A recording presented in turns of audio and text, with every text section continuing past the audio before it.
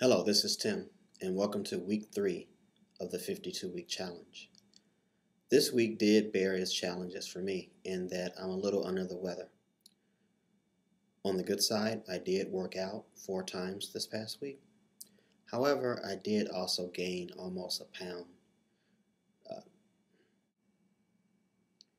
There are a couple of reasons why I gained weight this week. Number one, during the 4th of July weekend, I kind of came off of my diet for the weekend.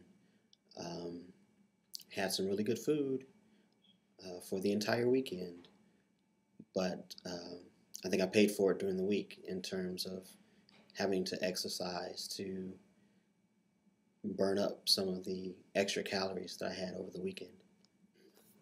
I think it's kind of funny in that all of these holidays we have eating associated with them. Labor Day, Memorial Day, 4th of July, Father's Day, and they're all just about every month during the summer.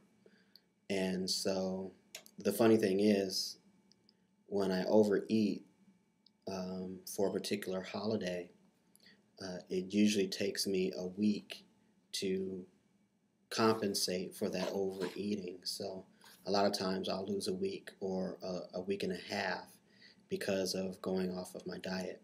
So I've kind of learned over time that that's the price that I pay for doing that.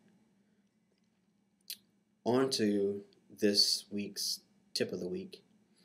What I want to talk about a little bit is working out when you don't feel well.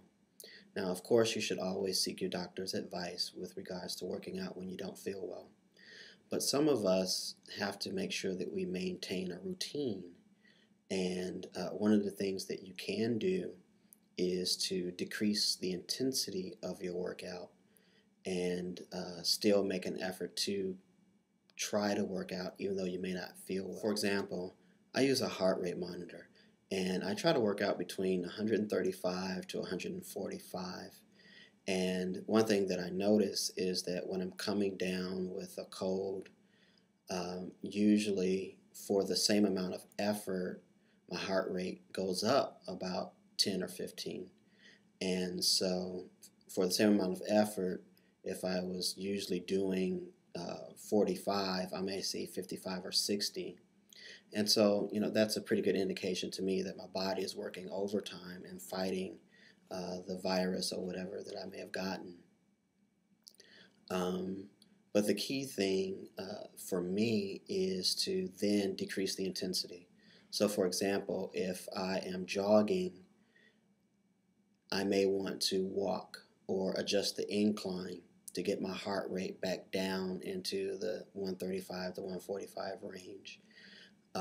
If I'm on the elliptical machine, I might want to turn down the resistance or decrease my speed a little bit on the elliptical machine. So that's just an example of the adjustment that you can make to try to get in your workout even though you don't feel well, and to try to also make sure that you hit the weight loss or fat burning zone with your heart rate monitor.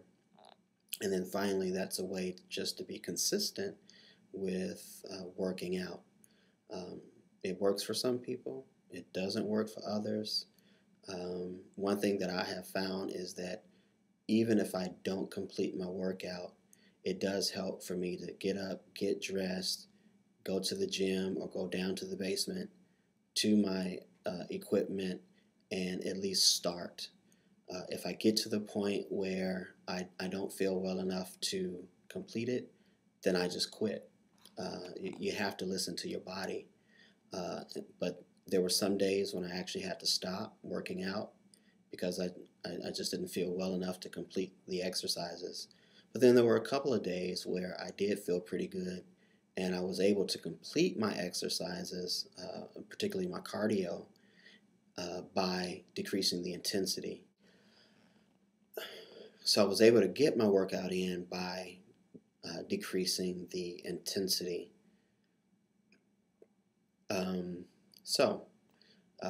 Weight loss has its ups and downs. This particular week, I actually gained weight, but I did get in 4 workouts.